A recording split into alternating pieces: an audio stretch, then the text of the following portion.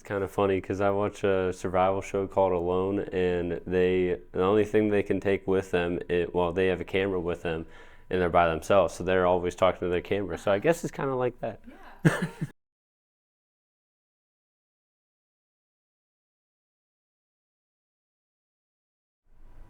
Wait, do you want me to repeat the question? Yeah, so it would be something along the lines of the first time I experienced Oh, mental okay, health okay, symptoms okay. would be. I thought you meant like repeat the question, like, sorry. Yeah, yeah, no, you just kind of phrased your answer Okay, here. okay, I got you.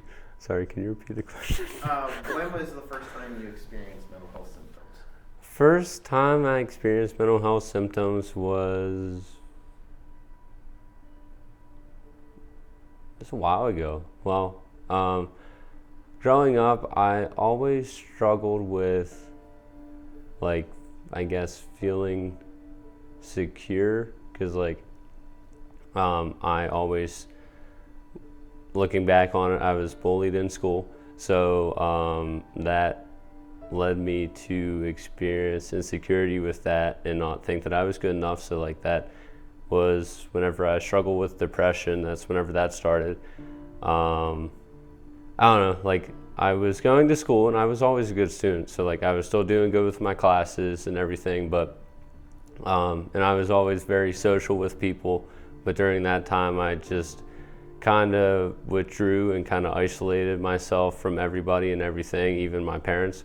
Um, Freshman year of college, when I went to Mount Aloysius College, and didn't really know what I was supposed to do with my life. Um, so that was hard for me because I just didn't really see my purpose. Because I always knew that God had a purpose for me. I just didn't know what that was. So I got really depressed, and yeah, I was suicidal for like about 3 or 4 weeks. Yeah, so that was hard, and I was away from everything that I ever knew. So that was also hard because I didn't really feel like I had that support at that time. I got involved in campus ministry at that school, and the campus minister actually talked to me, and she was like, "Hey, like, it's all gonna be okay," and she said, "I'll be praying for you," and I was like, okay, but I didn't really believe her. So I just didn't really see how it was going to work out. I was actually driving down the road like the next week or two, and there's just some sort of feeling that came over me, and I was like, I've always said that I have a relationship with God, but I actually gotta do it, and I actually gotta, because it was like eating me alive, kind of. So I was like, yeah, I need to do something about it. So that was a week or two after that, and then I started to seek help. I started seeing a counselor. I started getting academic help because I didn't know what my major was supposed to be. And I started actually going to things and talking to people again, which was a really hard step for me because getting out of that low place of depression to actually do stuff about it is not very easy.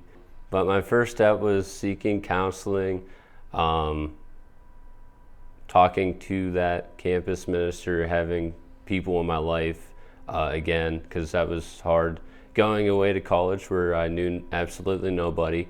Um, so finding that support was essential, and then talking to my parents about it, which was hard for me because I felt like I would be a burden on them, just because they were, like, my parents always are busy and stuff, so I didn't want to add to that.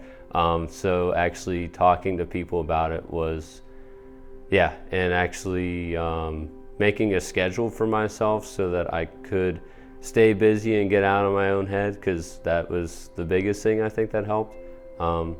And just having positive things in my life again.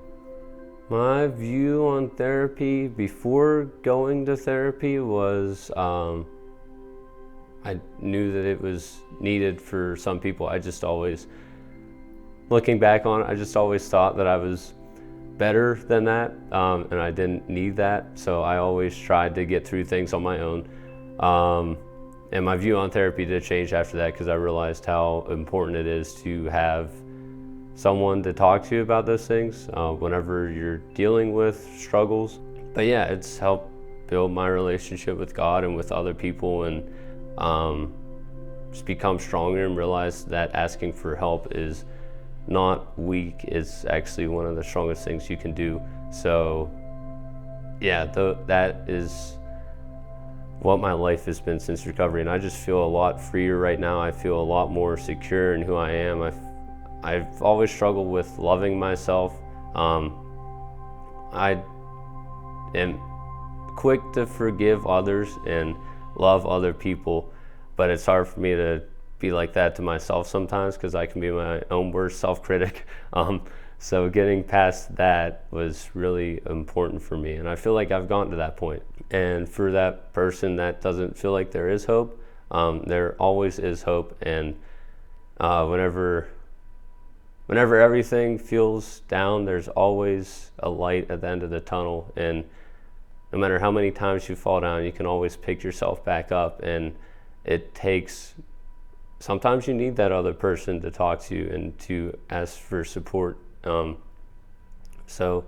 And don't feel like you're a burden to somebody, because I used to feel like that, but people want to help you.